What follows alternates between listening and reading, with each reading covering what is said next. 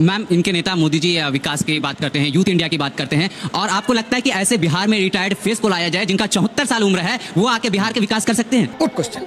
देखिए कर्पूरी ठाकुर पॉलिटिक्स में मैं आपको बताती हूँ 55-60 के आसपास तक तो युवा ही रहते हैं। अच्छा, समझ गए?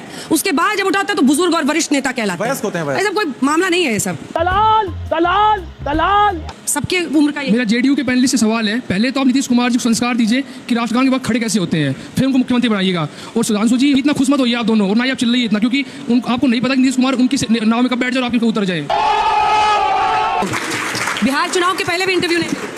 मैं बिहार भागलपुर से हूँ। मुझे ये सवाल है कि जैसे नीतीश जी की, जैसे सबको पूरे देश देख रहे हैं कि उनकी मानसिकता अभी किस प्रकार है, वो महिला को कभी नचाने लगते हैं, कोई सम्मान समारोह होती है तो, और उनके बेटा को जैसे कि वो इलेक्शन में लाना चाह रहे हैं निशान जी को, तो मैं ये कहूंगी कि उनके बेटा को उनकी मानसिकता की ध्यान रखनी चाहिए, उनकी स्वास्थ्य पहले ठीक करते, उसके बाद चुनाव में आने की फिर देखी जाएगी बात की बात। बात तो सही है। मेरा सवाल ये है, यही लोग वोट देंगे भाई, इनकी तो सुन लीजिए।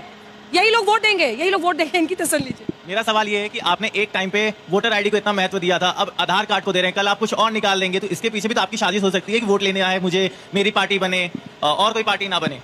बीजेपी से उनका प्रश्न। मैं आपसे जानना चाहता हूँ, ये कह रहे हैं हमेशा से क्या क्या लेके आते हैं, प्रॉब्लम में उलझा रहे हैं, ये वो पूछ रहे हैं। क्या पहली बार क्या देश में एसआईआर हो रही है? 2003 में जब लालू प्रसाद यादव बिहार के अंदर थे, एसआईआर हुई थी, सत्ता तो परिवर्तित हुई थी एसआईआर के बाद में। तो अगर एसआईआर से सत्ता ही आनी होती तो पिछला प्रेसिडेंट तो सत्ता परिवर्तन था, तो काहे घबरा रहे हैं? अभी पता चलेगा। इतने फर्जी आधार कार्ड बन रहे हैं तो वो गलती तो सरकार की है, और आप उस बेसिस पे अगर आप इलेक्शन ले रहे हैं तो फेक वोटिंग से किसको फायदा होगा? जवाब दीजिए। आधार कार्ड पे बताइए भाई आप लोग। घुसपैठिए इनके वोटर हैं जी, जाके बंगाल के अंदर उठा के अरे तो आधार कार्ड कौन बनवा रहा है? इनके एमएलए, सीमांचल में सब जगह इनके एमएलए। आप एक बता दो, इन्हीं के एमएलए पकड़े जा रहे हैं। झूठ बोलो, बार बार झूठ बोलो। मेरा सवाल ये है कि जब यूएसए में इलेक्शन हो रहा था, एक सेकंड। मेरा सवाल ये है कि जब यूएसए में इलेक्शन हो रहा था तो मोदी खुद जाके वहाँ पे प्रचार कर रहे थे डोनाल्ड ट्रंप से कि माय फ्रेंड डोनाल्ड ट्रंप को वोट करिए, जबकि ये आप अगर किसी देश के नेता है तो आप किसी के लिए वोट नहीं मांग सकते। और जब बारी आया कि हम अगर किसी के खिलाफ मतलब उनके खिलाफ आवाज उठाए, क्योंकि जिस देश से हम लोग तेल ले रहे हैं रसिया से, उसमें उन्होंने 10% लगाया और हमारे इंडिया पे 50% लगाया। इंडिया के प्रधानमंत्री मोदी एक बार भी नहीं बोले कि ट्रंप ये आप गलत कर रहे हो या जो भी कर रहे हो, सामने खुल के नहीं बात, सामने खुल के। और रहा बात सीज फायर का, तो जब सीज फायर हुआ था तो डोनाल्ड ट्रंप ने ट्वीट किया था पूरा कि हमने ये सीज फायर करा, जबकि डोनाल्ड ट्रंप का इसमें कुछ हाथ नहीं था, लेकिन वो जाके खुल के बोल रहे, फिर भी मोदी ने सामने आके नहीं बोला कि आपने ये सीज फायर नहीं कराया है।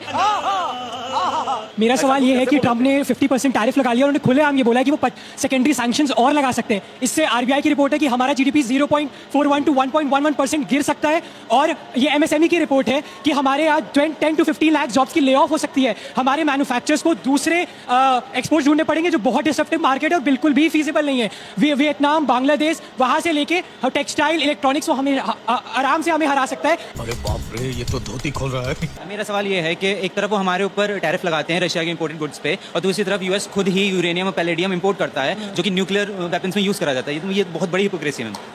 आप अमेरिका की हिपोक्रेसी बता रहे हैं, पर उसमें भंडारी जी कुछ कर नहीं सकते हैं। ठीक है, चलिए। अजय जी, मुझे एक बात बिल्कुल समझ में नहीं आ रही है कि जब जब देश के ऊपर कोई संकट आ रहा है तो कांग्रेस के लोग अलग से क्यों दिख रहे हैं?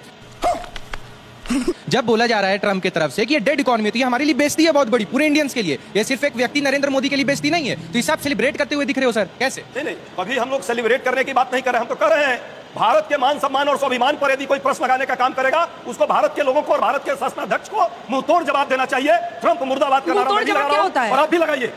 मजा आया, और मैं ये जो मजा है हिंदुस्तान के हर व्यक्ति को देना चाहता हूं।